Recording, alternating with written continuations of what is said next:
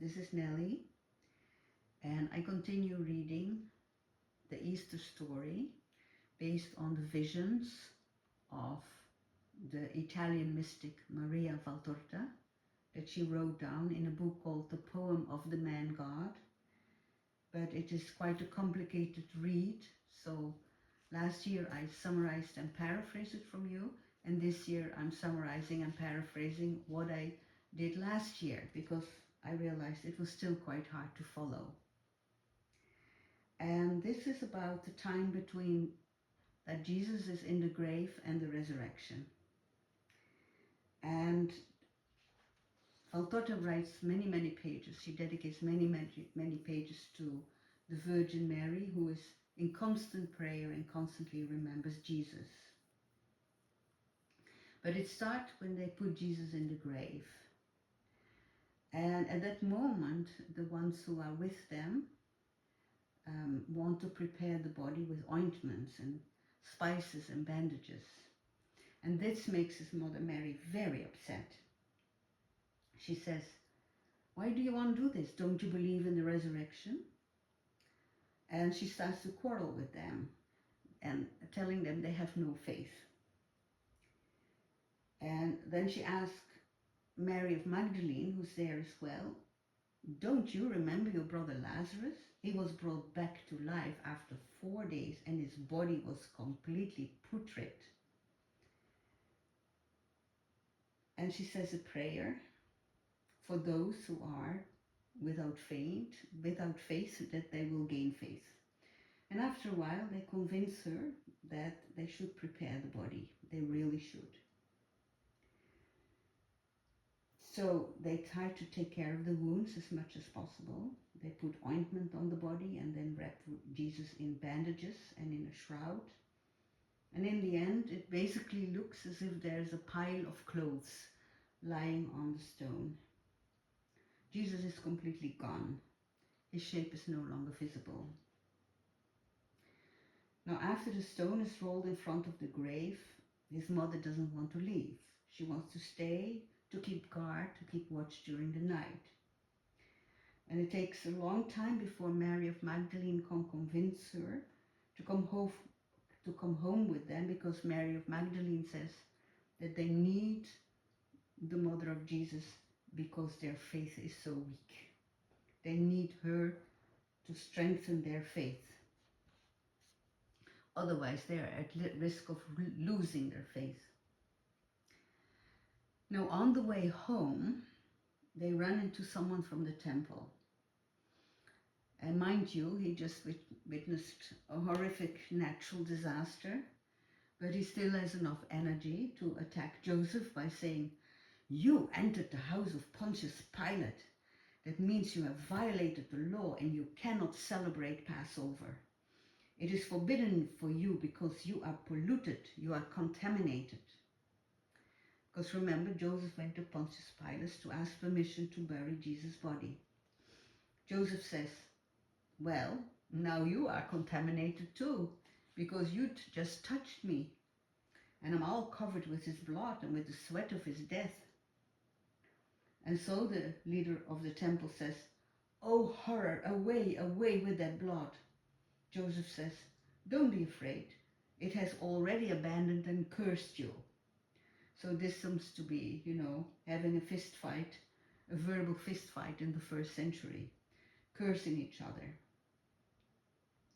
And then the one of the temple keeps continuing with his cursing, and he says, "You as well as you are cursed ones, and now you are flirting with Pontius Pilate. Don't think that you can take the corpse away. We at the temple have taken the necessary steps to ensure that the story comes to an end here and now. We know the temple leaders will send a special guard to watch over Jesus' grave." And then one of the women asks him, "What are you doing here?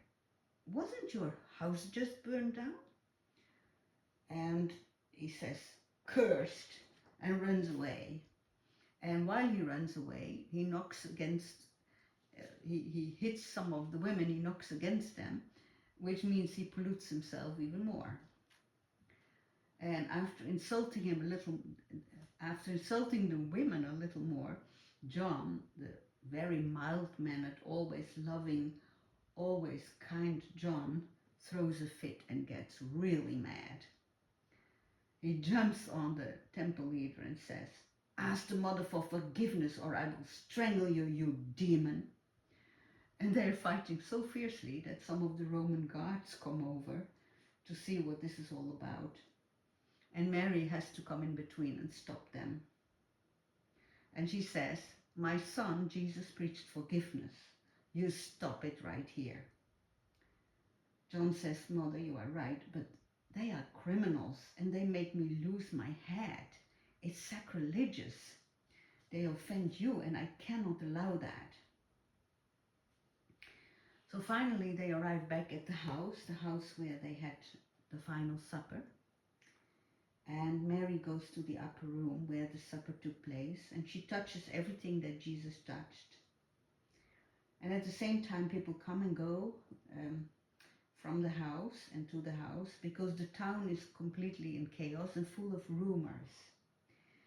After the earthquake, nobody knows exactly how many people died, and there's total mayhem.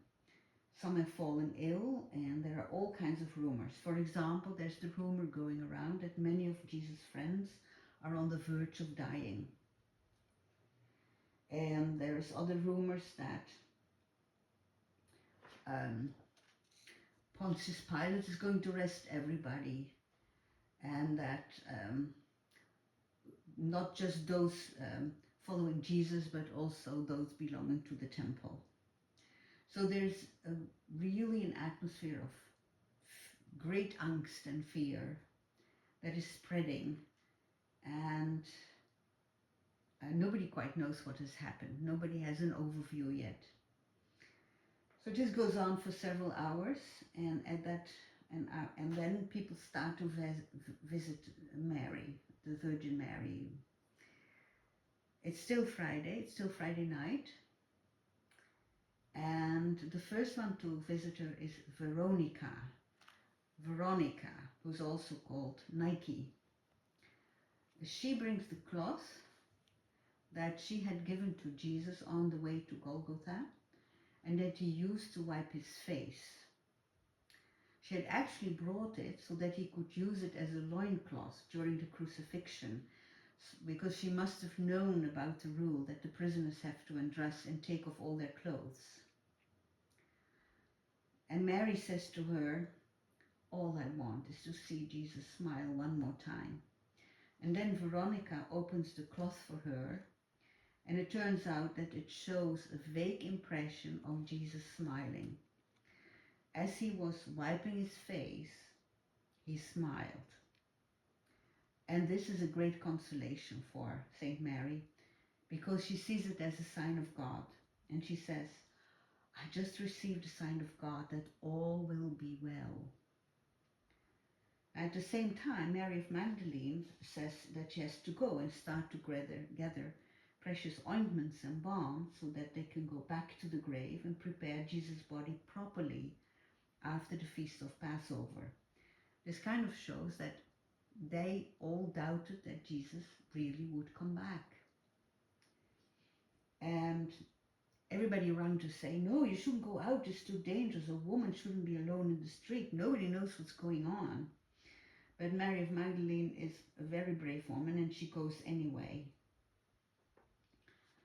And when they try to convince her to stay inside because it's still Sabbath, Mary of Magdalene actually says, "The Sabbath is dead. A new era has begun. Our laws and our sacrifices and other are different, and we will have other ceremonies. I don't care about the Sabbath anymore."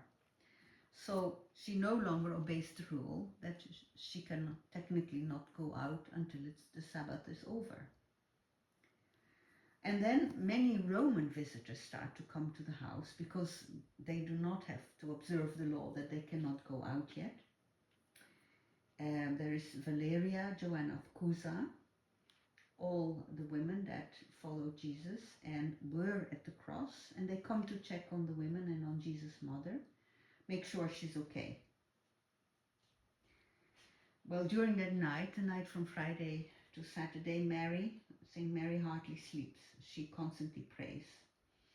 She hardly eats, she hardly sleeps, sometimes she dozes off a bit. But it is as if she remains awake to watch over her son, although his body is not there. And Saturday morning, she calls people to her room and says, "How about the apostles? I'm starting to worry about them. What happened to them? Are they okay?" And it is then that Longinus, the guard, the one who was the prime guard of the soldiers, who was standing next to the cross, visits her. It's still Sabbath, but again, he is a Roman, so he can travel. And first he starts with apologizing for contaminating the house. He says, "I'm so sorry, I didn't want to contaminate the house, but something just drove me to come here." And in his hand he is holding the lance that he used to pierce Jesus' body. And he brings it to the mother, Saint Mary, who just caresses it and sees it as an incredibly important relic. It still has the blood of Jesus on it. So it is very precious to her to have this immediate contact with Jesus. And she and Longinus talk a bit. And he asks her to explain the new religion called Christianity to him. And he says he thinks of joining it because he says a religion that has as its head such a hero as Jesus was cannot be but divine. So he pledges that he will start following Jesus' teachings. And that is when John returns, because John was sent out to find Judas. Mary was worried about Judas. And John finds Judas hanging on a tree, looking all black and swollen. According to what Valtorta saw, there were all kinds of birds of prey around him, picking on his body. John also found Peter, by the way, who had gone to the Garden of Gethsemane, and he was sitting at the place where Jesus was praying. Because the other reason why John went to the garden was that Mary had asked him to find Jesus' mantle, because he had not been wearing it after his arrests. So he finds the mantle and he sees how it is torn. And the one who had torn it was Judas by biting on it. And then John collects Peter, who absolutely does not dare to face the mother. He is so ashamed. But Mary consoles Peter and tells him that everything is forgiven. And so here ends the visions of the time between the crucifixion and the resurrection, with some of the extra details that Maria Valtorta saw. And as you can see, it is very difficult, even for those very close to Jesus. It's very difficult to truly, truly believe that he will come back to life. Thank you for staying with me. I hope to see you in the next video.